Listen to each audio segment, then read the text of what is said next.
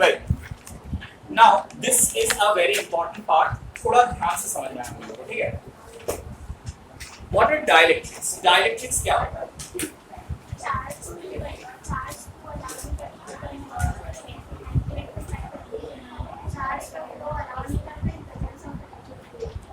Means they are basically insulators. अच्छा मुझे एक चीज बताओ, इंसुलेटर किसको हम लोग बोलते हैं? कौन सा चीज को इंसुलेटर बोलते हैं? जो क्या रेजिस्ट करता है? चार्ज रेजिस्ट करता है, जो करंट फ्लो करने नहीं देता अपने अंदर से, ठीक है। अच्छा मुझे बताओ, करंट कैसे फ्लो करता है एक बॉडी के अंदर से? With the help of what? Who carries the charge? Electrons. कोई भी मेटल के अंदर फ्री इलेक्ट्रॉन्स होता है, एंड द फ्री इलेक्ट्रॉन्स क्या करता है? चार्ज कैरी करके लेके जाता है एक एंड से दूसरा एंड तक। तो जो इंसुलेटर बोलते हैं ना जिसको हम लोग, उसमें फ्री इलेक्ट्रॉन्स क्या होता है? राइट, फ्री इलेक्ट्रॉन्स नहीं होता। इलेक्ट्रॉन तो होना ही पड़ेगा, कोई भी मटेरियल के अंदर जितना पॉजिटिव चार्ज होगा उतना ही नेगेटिव चार्ज होगा, तो इलेक्ट्रॉन होना ही पड़ेगा, that's true. But free electrons नहीं होता है। सो इसके कारण क्या होता है, जितना भी इलेक्ट्रॉन्स रहता है वो बॉन्डेड फॉर्म में रहता है, बॉन्डिंग बना के उसके अंदर रहता है, ठीक है। तो जब भी ये बॉन्डेड फॉर्म में इलेक्ट्रॉन रहता है, मोनोएटॉमिक, जनरल मोनोएटॉमिक सब्सटेंस के लिए उसका नेट चार्ज जो होता है वो जीरो होता है। सॉरी, कोई भी ऑब्जेक्ट के लिए, न्यूट्रल ऑब्जेक्ट के लिए नेट चार्ज जीरो होता है, लेकिन उसका चार्ज डिस्ट्रीब्यूशन भी ऐसे रहता है कि तुमको कोई चार्ज डिफरेंस नहीं मिलता है। मतलब कोई एंड में पॉजिटिव, कोई एंड में नेगेटिव, ऐसा नहीं मिलता। लेकिन डायटोमिक या पॉलीएटॉमिक मॉलिक्यूल्स के लिए ये चार्जेस ऑलवेज इक्वली डिस्ट्रीब्यूटेड नहीं होता। जैसे अगर हम लोग एक बहुत सिंपल सा चीज क्लास 10 का अगर हम लोग बॉन्डिंग में चले जाते हैं, तो वहां पर अगर हम लोग डिस्कस करते हैं ऑक्सीजन का बॉन्डिंग, तो ऑक्सीजन में क्या बॉन्डिंग होता है? ऑक्सीजन मॉलिक्यूल में कोवैलेंट या आयनिक? Obviously covalent, right. तो वो कोवैलेंसी में क्या होता है? चार्ज शेयरिंग होता है ना, तो वो चार्ज इक्वली शेयर करते हैं। क्यों? बिकॉज दोनों ही ऑक्सीजन मॉलिक्यूल। लेकिन अगर HCl लिया मैंने, वो भी कोवैलेंट बॉन्ड बनाता है। HCl कोवैलेंट बॉन्ड नहीं, ये ना बोलो भाई रे, आमीन केशिवा एक केमिस्ट्री जारी तक हो रहा है। अच्छा, सो HCl कोवैलेंट बॉन्ड बना है, ठीक है sir. But when you put it in water, dissociation takes place and it becomes H plus and Cl minus. That is different. But in general, HCl makes covalent bond, where hydrogen and chlorine doesn't have the same electronegativity. So what happens?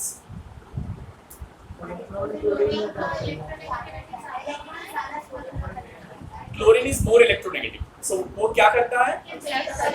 ये hydrogen और chlorine वादा किए थे bonding बनाने से पहले, वादा किए थे कि चार्ज शेयर करेंगे, ठीक है। लेकिन क्लोरीन क्या किया?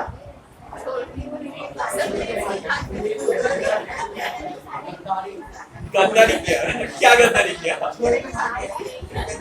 So it pulled the electron pair more towards itself. क्यों? क्योंकि उसका इलेक्ट्रोनेगेटिविटी बहुत ज्यादा है। तो उससे क्या हुआ? ये जो बॉन्डिंग बना HCl का, ये परफेक्टली चार्ज डिस्ट्रीब्यूटेड इसके ऊपर नहीं हुआ। क्या हुआ? क्लोरीन के पास थोड़ा ज्यादा नेगेटिव चार्ज डिस्ट्रीब्यूट हुआ और हाइड्रोजन के पास थोड़ा ज्यादा पॉजिटिव चार्ज डिस्ट्रीब्यूट हुआ, and that is what creates a dipole. जो हम लोग इलेक्ट्रिक डाइपोल पढ़े हैं ना, that is what creates an electric dipole. So जितना भी पोलर मॉलिक्यूल्स है, माने सॉरी कोवैलेंट मॉलिक्यूल्स है, and there is a difference in electronegativity, they'll always create some polarization, and that will always create some dipole molecules. As a whole, it is not a conductor of electricity, that's true, but since they are dipoles, अगर हम लोग electric field apply करते हैं तो वो अपने आप को ओरिएंट कर लेता है along the direction of dipole। ये पढ़े हम लोग कि कोई भी डाइपोल को इलेक्ट्रिक फील्ड के अंदर रख दो तो वो ओरिएंट कर लेता है अपने आप को, तो वो डाइपोल अपने आप को ओरिएंट कर लेता है।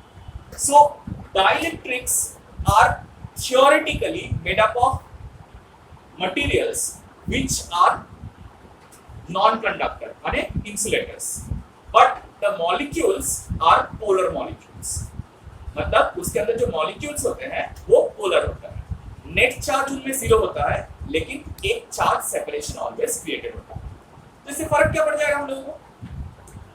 इन जनरल जब कोई इलेक्ट्रिक फील्ड नहीं रहता है तब डाइलेक्ट्रिक के अंदर जो मॉलिक्यूल्स है वो अपना ओरिएंटेशन कोई भी डायरेक्शन में करके रखते हैं, ठीक है? कोई भी डायरेक्शन में करके रख सकते हैं। So I'm just not drawing all the charge molecules, कोई भी डायरेक्शन में ओरिएंटेड रहता है, ठीक है? लेकिन जैसे ही हम लोग इलेक्ट्रिक फील्ड अप्लाई कर देते हैं, मतलब मान लो ये डाइलेक्ट्रिक अब प्लेट्स ऑफ कैपेसिटर के बीच में आ गए। ये तो प्लेट ऑफ कैपेसिटर है, मान लो ये पॉजिटिवली चार्ज प्लेट है और ये नेगेटिवली चार्ज प्लेट। तो क्या होगा? इस कोई भी ओरिएंटेशन में रह सकता है। क्या होने वाला है इसमें? सब लोग सेपरेट कुछ नहीं होगा, ओरिएंट करेगा। ओरिएंट करेगा कैसे? ओरिएंट करेगा, नेगेटिव वाला इधर आ जाएगा तो सारा मॉलिक्यूल्स ऐसे खुद ब खुद ओरिएंट करेगा, राइट? तो उससे क्या होगा? ये जो अंदर वाला सरफेस है ना, यहाँ पर थोड़ा सा क्या चार्ज आ जाएगा, क्योंकि सारा मॉलिक्यूल का नेगेटिव इधर ओरिएंटेड है और सारा मॉलिक्यूल का पॉजिटिव, तो यहाँ पर एक नियर अबाउट पॉजिटिव चार्ज है, ठीक है? तो पहले जब नॉर्मल एक कैपेसिटर था, उन दोनों के प्लेट के बीच में इलेक्ट्रिक फील्ड पॉजिटिव से नेगेटिव की तरफ डायरेक्टेड था, right?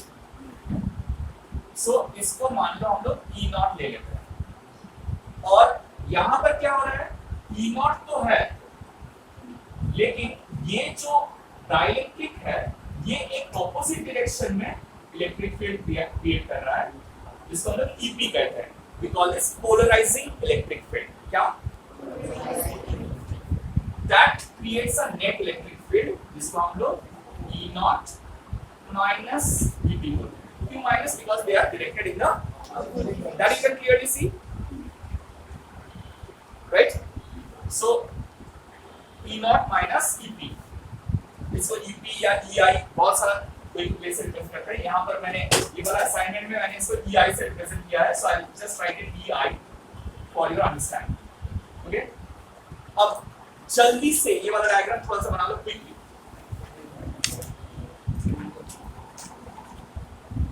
Capacitor without dielectric, dielectric without capacitor, dielectric in capacitor, inside capacitor।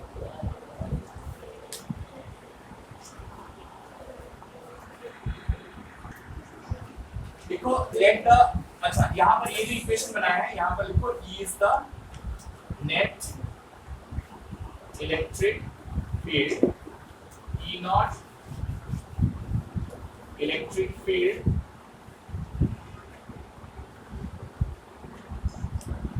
only due to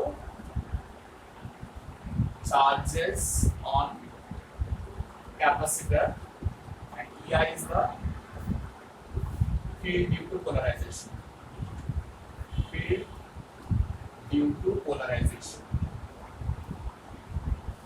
polarization, field due to polarization, alright? अब हम लोगों को EI निकालना है in terms of E naught। एक चीज गिवन है, मुझे एक चीज बताओ, अगर हम लोग दो चार्जेस को वैक्यूम में प्लेस करते हैं तो उनके बीच में फोर्स ज्यादा होता है, या दो चार्जेस को एक मीडियम के अंदर प्लेस करते हैं जिसका डाइलेक्ट्रिक कांस्टेंट K है तो उसके बीच में फोर्स ज्यादा होता है? फोर्स सबसे ज्यादा होता है, राइट? कोई दूसरा मीडियम में फोर्स क्या होता है? कितना कम होता है वो कैसे पता चलता है? K times, right? Why? Because the electric field decreases K times. So what the relation is, E जो है ना, that should be equal to E naught by K, where K is the dielectric constant. K is the dielectric constant. So you have two equations, solve them to find out EI in terms of E naught. Get rid of E and see, tell me what you are getting. Get rid of E, get rid of this E, तो हम दोनों side equate कर सकते हैं। E naught by k equal to E naught minus, so EI equal to E naught minus E naught by k. So you can write EI is equal to E naught taken common k minus 1 by k. Right? So अगर तुमको बोला जाएगा कि एक dielectric of dielectric constant k दो plates of capacity के अंदर डाल दिया, अभी नया जो electric field sorry polarising electric field कितना है निकालने के लिए, अगर तुमको बोलेंगे फील्ड ड्यू टू पोलराइजेशन कितना है निकालो, so you can just write it as E naught into k minus 1 by k। और अगर ये भी पूछे जाए कि ये जो पोलराइजेशन हुआ है वो तो कुछ अमाउंट ऑफ चार्ज के लिए हुआ है ना, मान लो ये q है और इसमें जो चार्ज इंड्यूस हुआ ये qi है, तो qi कितना है, तो वो भी हम लोग यहाँ से निकाल सकते हैं। कैसे निकाल सकते हैं, देखो you know electric field is equal to sigma by epsilon naught between the plates of the capacitor, so इसको हम लोग sigma I by epsilon naught और इसको sigma by epsilon naught k minus 1 by k, so you can cancel out epsilon naught from both sides and also write sigma as q by a।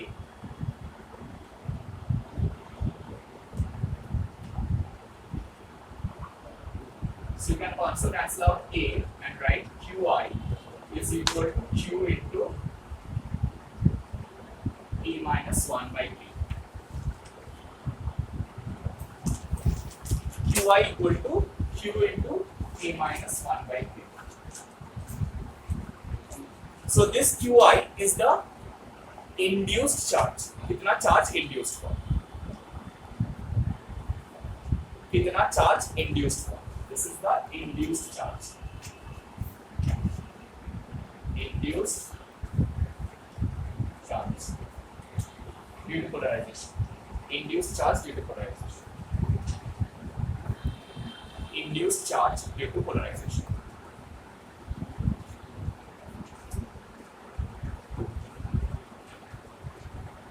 अब एक छोटा सा question है, answer दो इसका। पहले ये जो सिचुएशन था यहाँ पर ये Q अमाउंट ऑफ चार्ज ले रहा था, राइट। अब हम लोग एक इसके अंदर डाइलेक्ट्रिक डाल दी, डाइलेक्ट्रिक डालने के बाद नेट चार्ज कितना हो रहा है, कितना वो कंसीडर कर रहे हैं Q माइनस QI, क्योंकि तो नेगेटिव है ना, हाँ। तो अभी ये कैपेसिटर और भी चार्ज ले सकता है या नहीं, क्योंकि घट गया ना, देखो पहले Q था अभी घट गया ना, Q माइनस QI हो गया ना, मतलब वो और भी चार्ज ले सकता है। दैट इज व्हाई कोई भी डाइलेक्ट्रिक डालने से कैपेसिटर का कैपेसिटी बढ़ जाता है and it increases k times. ये हम लोग पहले पढ़े हैं, C equal to k into C dash, sorry C dash equal to k into C। अब Q बढ़ता है, ये समझ में आया, हाँ या ना, Q बढ़ता है, समझ में आया। सो डाइलेक्ट्रिक क्या करता है, पोलराइज करता है और थोड़ा सा चार्ज को नलिफाई कर देता है, और जितना चार्ज को वो नलिफाई करता है वो उतना ज्यादा चार्ज ले सकता है, एंड दैट्स व्हाई उसका क्या होता है, कैपेसिटी ऑलवेज इंक्रीज करता है। Clear, get all of you. Well now if the dielectrics come in series and parallel, how do we work with that. ये हो गया सब लोगों का, लिख लीजिए पूरा चीज। अगर डाइलेक्ट्रिक सीरीज और पैरेलल में आ जाते हैं तब हम लोग कैसे काम करते हैं, एक छोटा सा चीज पहले कर लेंगे।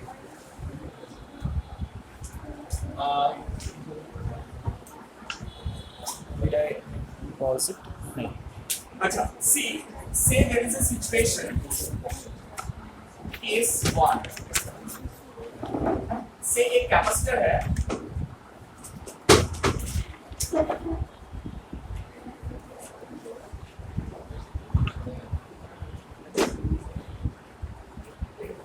जिसका